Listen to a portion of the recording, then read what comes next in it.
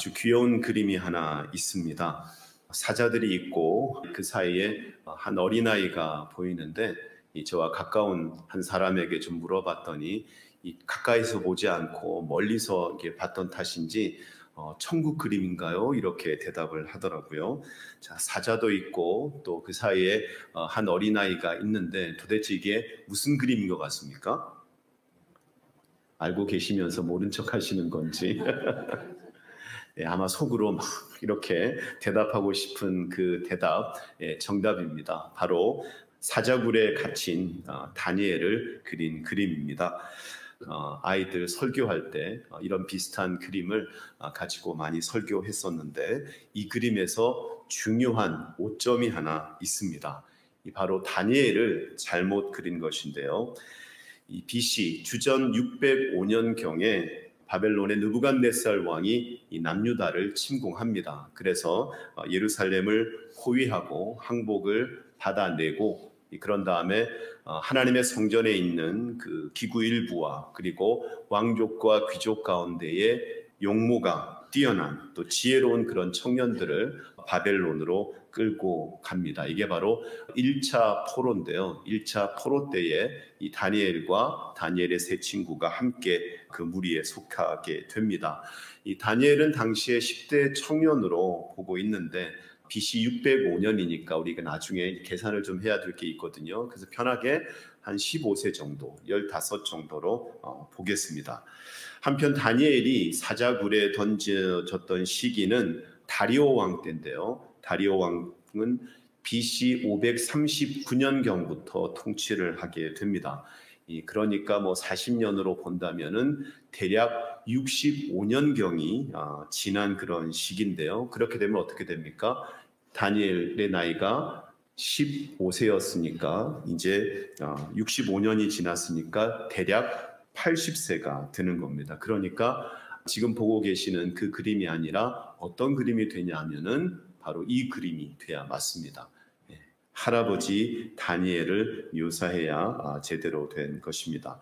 다니엘은 바벨론 1차 포로를 통해서 바벨론에서 지내면서 느부갓네살 왕, 그리고 벨사살 왕, 그리고 다리오 왕, 그리고 남유다 백성을 다시 본국으로 돌아가게 했던 하나님께 쓰임받았던 고레스 왕 때까지 적어도 4명의 왕을 섬겼다고 합니다. 그러니까 성경 이외의 역사를 따져본다면 더 많은 왕을 섬겼을 것이다라고 추측하고 있는데요.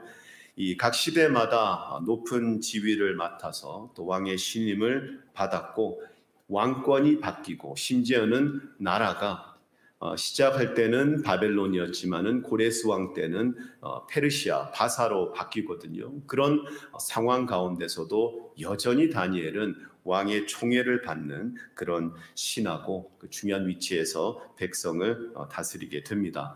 사자굴에 던져진 배경은 이렇죠. 다리오 왕이 전국을 다스리기 위해서 이 120명의 그 관리들을 세웁니다. 그리고 그 120명 위에 또 더 높은 지위 총리를 3명 두게 되는데 그 총리 중에 한 사람이 바로 다니엘입니다. 다니엘은 이민자죠, 그렇죠? 오늘날로 얘기하자면 10대에 한국에서 미국으로 건너왔다가 왕의 총애를 받아서 이제 바로 오늘날로 치자면 부통령으로 세워진 것과 이 똑같은 것입니다. 그렇다면 기존에 이제 이 백인들이 얼마나 다니엘을 향해서 이 사람을 향해서 시기하고 질투하고 끌어내리기 위해서 온갖 음모를 꾸몄겠습니까? 이 당시 지도자들이라고 해서 별반 차이는 없지 않겠습니까? 그래서 다니엘의 그 허물이나 잘못을 찾기 위해서 혈안이 됐던 것입니다.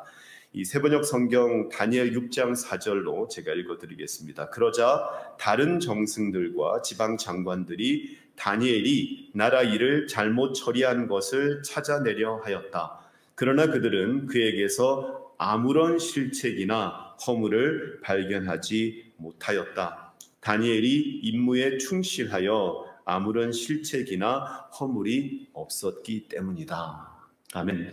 우리가 정치를 위해서도 기도해야죠. 우리가 뭐 일선에 나가서 할 수는 없다 할지라도 하나님 앞에 우리가 기도할 때 하나님께서 역사하실 줄로 믿습니다. 우리가 기도할 때 꼭 정치인 중에 빼놓을 수 없는 인물이 다니엘이죠. 그래서 하나님 이 땅에 또 대한민국에 다니엘과 같은 그런 지도자만 세워지면 그 나라는 아주 형통할 것입니다. 이제 그러니까 이 시대에 도대체 아무런 허물과 그 실수를 찾을 수가 없으니까 이 사람들이 마지막으로 냈던 하나의 묘책이 뭐냐 하면 다니엘의 그 믿음을 이용하기로 한 겁니다. 바벨론이 온 지도 벌써 60년이 지난 그 시점에도 불구하고 다니엘은 믿음을 잃지 않고 하나님을 변함없이 섬겼던 그런 믿음의 사람이었기 때문입니다. 그래서 그들이 냈던 묘책은 왕 외에 다른 신에게 기도하는 사람이 있다면 그 사람은 바로 사자굴에 던져서 사자밥이 되게 하는 것이었습니다. 그래서 혹시나 또 왕이 다니엘을 총애하기 때문에 왕이 이것을 엎을 수도 있기 때문에 왕에게 왕의 어인을 찍게 해서 왕조차도 이 법령을 바꿀 수 없도록 만든 것입니다. 이 정도 된다면 여러분 같으면 어떻게 하겠습니까? 사자밥이 될 지경인데 기도하는 것을 한 달 동안 멈추거나 아니면은 멈추진 않더라도 은밀하게 비밀리에 하나님 앞에 기도하는 일을 계속할 텐데 다니엘은 그렇게 하지 않았습니다. 그는 평상시와 똑같이 하루 3번 예루살렘 성전을 향해서 기도했는데 닫힌 문이 아니라 열린 문에서 공개적으로 누구나 다 볼 수 있도록 그는 하나님 앞에 그것도 감사의 기도를 드리게 됩니다. 당연히 다니엘은 붙잡혀 가게 됩니다. 그리고는 사자굴에 던져집니다. 어떻게 됐죠? 하나님께서 사자의 입을 막아주셔서 조금도 다치는 일이 없도록 그래서 사자굴에서 구원받게 되고 오히려 이제 다리오 왕은 살아계신 하나님을 찬양하고 새로운 법령을 내리는데 다니엘의 하나님을 떨며 두려워하라고 그런 조서를 내리게 됩니다. 지혜롭고 정직하고 능력 있고 신실한 이런 다니엘 같은 사람을 누가 마다하겠습니까? 그랬기 때문에 왕권이 바뀌고 그리고 심지어는 나라 자체가 바뀌어도 다니엘은 여전히 총리로서 왕의 다음 가는 그런 지위를 가지고 다스릴 수 있었다라는 겁니다. 다윗은 그 어느 왕이 보더라도 자격이 충분했던 그런 사람이었습니다. 그렇다면 만왕의 왕이신 하나님께서 또 온 우주의 창조자이신 하나님께서 어떤 사람들을 선택할 때는 어떻게 해야 하겠습니까? 왕들이 가졌던 그 기준보다도 더 높은 기준을 가지고 주님께서 사람을 선택하는 것이 맞을 것입니다. 그리고 전능하신 하나님 앞에 아무리 세상에 뛰어나고 훌륭하고 대단한 능력을 가진 사람이라 할지라도 하나님 앞에서는 아무것도 아닌 존재라는 것을 우리는 너무나 잘 알고 있습니다. 또 우리 사람의 세계는 어떻습니까? 권력이 있고 또 힘이 있고 가진 게 많으면 그렇지 않은 사람들을 무시하거나 크게 관심 갖지 않습니다. 자신을 과시하기에 바쁘고 꼭 그러지 못한 사람들을 어떻게 하면 도와줄까라는 생각은 하기가 어려운 것 같습니다. 자기가 가진 것을 자랑은 하지 내가 가진 그것을 가지고 어떻게 하면 이 사람에게 나눠줘서 이 사람도 어려움에서 벗어날 수 있게 할 수 있을까라는 생각을 하기가 참 쉽지 않습니다. 오늘 말씀해 보니까 예수님께서 제자들을 향해서 이렇게 말씀하십니다. 너희가 나를 택한 것이 아니라 내가 너희를 택했다라고 말씀하십니다. 내가 너희들을 선택했다. 특별히 그들을 예수님의 제자로 세웠다라고 말씀하십니다. 세상의 왕들보다도 더 엄격한 기준과 높은 기준을 가져야 될 그 예수님께서 제자들을 택하셨다고 말씀하시고 제자로 세우셨다라고 말씀하셨는데 과연 그렇다면 우리가 기대하기는 적어도 다니엘보다는 더 훌륭한 자격과 조건을 갖추어야 될 것이다라고 생각할 수 있습니다. 그러나 제자들은 어땠습니까? 그런 자격에 못 미쳐도 한참 못 미친 그런 자격 없는 사람들이었습니다. 잠시 후에 예수님께서는 체포당하십니다. 예수님께서 체포당하셨을 때 제자들은 어떻게 했습니까? 예수님을 버리고 뿔뿔이 다 도망을 쳤습니다. 하나님께서 그들을 선택할 만한 아무런 자격 조건을 찾아볼 수 없습니다. 그래도 주님께서는 그 제자들을, 그 사람들을 제자로 택하시고 세워주셨습니다. 그런 이들을 위해서 우리 주님께서는 이미 먼저 하신 일이 있습니다. 빌립보서 2장 6절부터 8절까지 시작. 그는 근본 하나님의 본체시나 하나님과 동등됨을 취할 것으로 여기지 아니하시고 오히려 자기를 비워 종의 형체를 가지사 사람들과 같이 되셨고 사람의 모양으로 나타나사 자기를 낮추시고 죽기까지 복종하셨으니 곧 십자가에 죽으심이라. 아멘. 그 제자들은 또 우리들은 하나님께서 택하실 아무런 자격과 조건을 갖추고 있지 않지만 우리 주님께서 먼저 우리를 택하시기 위해서 이 땅에 오셨다라는 것입니다. 높고 높은 하늘의 권세를 버리시고 종의 형체, 사람의 몸을 입고 이 땅에 오셨고 그것도 우리 주님께서 이 땅에 제국의 왕의 아들로 태어난 것이 아니라 말구유에서 가난하게 태어나셨습니다. 그리고 어떻게 됩니까? 오늘 본문이 속해 있는 이 시기의 그 다음 날에는 예수님께서 제자들을 위해서, 우리들을 위해서 십자가에 못 박혀 죽으신 것입니다.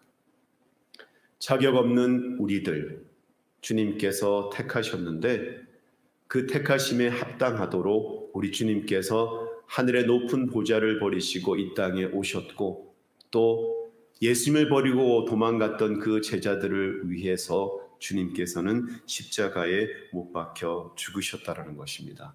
우리가 깨달아야 될 것은 자격과 조건은 갖추지 않았음에도 불구하고 주님께서 우리를, 아니 나를 택하셨다라는 것입니다. 저는 여러분이 아시는 것처럼 모태신앙이 아닙니다. 20대 초반에 예수님을 영접하고 신앙생활을 했습니다. 제가 예수님을 믿기로 결단한 것 같지만 세월이 지나고 보니까 그것이 아니라 주님께서 먼저 저를 선택했음을 깨달을 수 있었습니다. 지금으로부터 32년 전, 제가 청년 시절이었는데요. 이렇게 얘기하면 제가 꽤나 좀 나이를 먹은 것 같습니다. 여러분 앞에서는 감히 주름을 잡을 수는 없지만 저도 32년 전에 청년이었습니다. 꽤 오랜 세월이죠. 그때 청년부에서 수련회를 가게 됐는데 수련회 둘째 날 아침에 저는 139편, 오늘 우리가 교동문으로 함께 읽었던 그 139편 말씀을 개인 묵상 중에 이 말씀을 처음 보게 되었습니다. 시편 139편 13절 말씀에 보면 주께서 내 장부를 지으시며 나의 모태에서 나를 조직하셨나이다. 저는 예수님 믿고 난 그때부터 주님께서 저를 그래 너가 예수 믿기로 결정했으니까 내가 너를 택했다 그렇게 생각했었는데 이 말씀을 보니까 제가 우리 엄마 뱃속에 있을 때 우리 주님께서 저를 만드셨다라는 것이었습니다.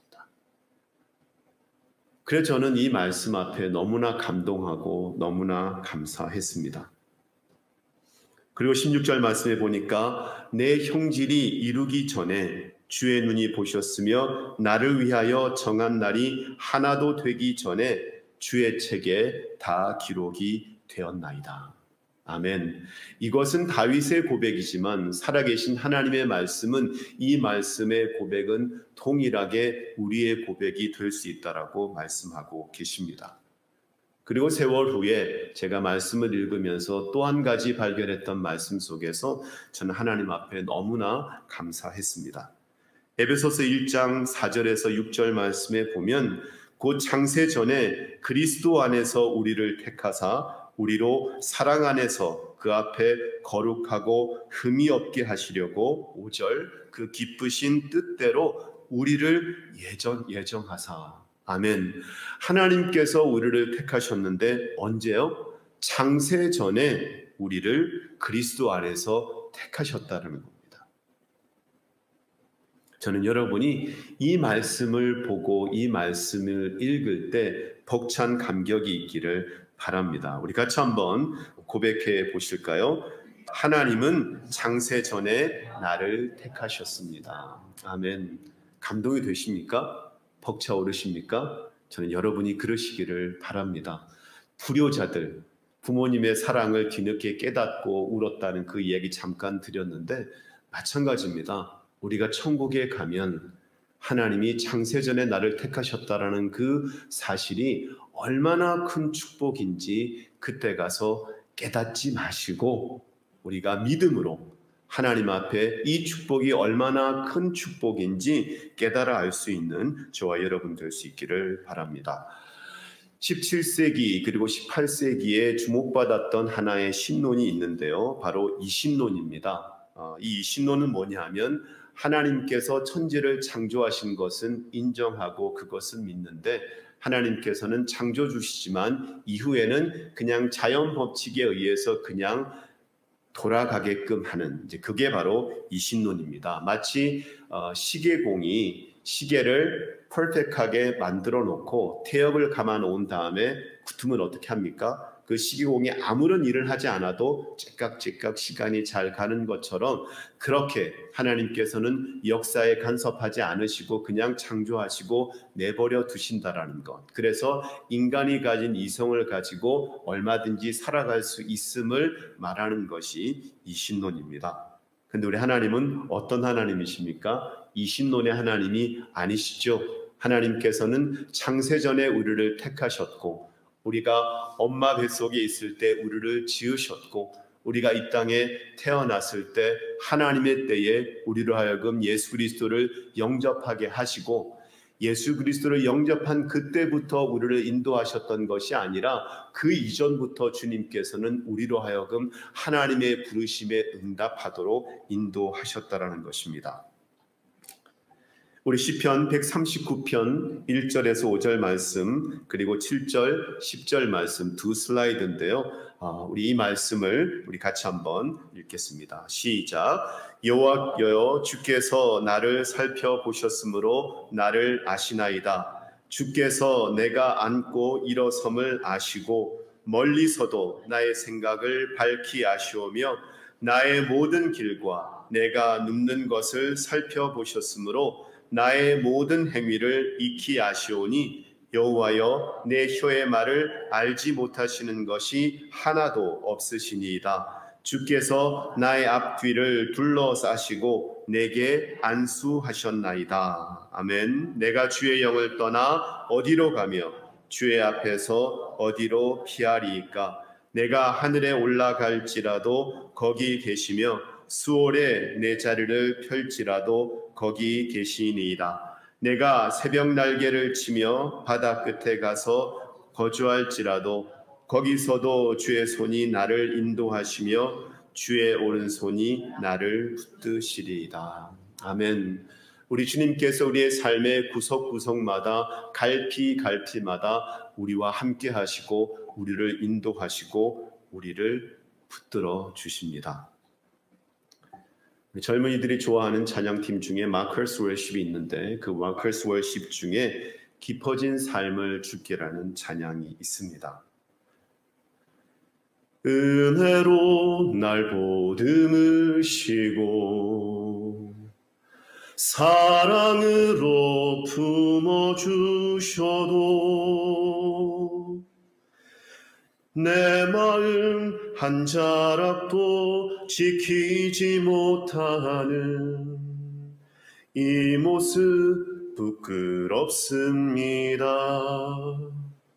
따스한 곁을 내어주신 주님 앞에 나아갑니다. 표현 못할 긍휼로 나를 붙드시는 주 이름만 바라봅니다. 아멘. 우리 주님은 우리를 보듬어 주시는 하나님이십니다. 우리 주님은 우리를 사랑으로 품어 주시는 하나님이십니다.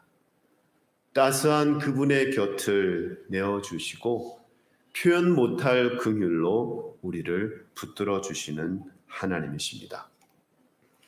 하용조 목사님, 온누리교회 하용조 목사님, 동생인 하스데반 선교사님, 그 선교사님께서 만든 찬양 중에 나의 주 나의 하나님이 있습니다. 그 가사 중에 제가 늘 은혜 받는 가사는 이렇습니다. 고통 속에 방황하는 내 마음, 주께로 갈 수 없지만 저항할 수 없는 그 은혜로 주님의 길을 걷게 하소서. 저항할 수 없는 하나님의 은혜입니다. 우리를 창세전에 택하신 그 하나님께서는 갈피갈피 우리의 삶에 함께 하시는 그 주님께서는 저항할 수 없는 그 은혜를 베풀어 주셔서 주님의 길을 걷게 하시는 하나님이심을 믿으시기를 바랍니다. 우리 함께 고백하기를 원합니다. 확신 가운데 고백하기를 원합니다. 시작. 창세전에 나를 택하신 하나님은 영원토록 나와 함께 하십니다. 우리 다시 한번 더 고백하실까요? 창세전에 나를 택하신 하나님은 영원토록 나와 함께 하십니다.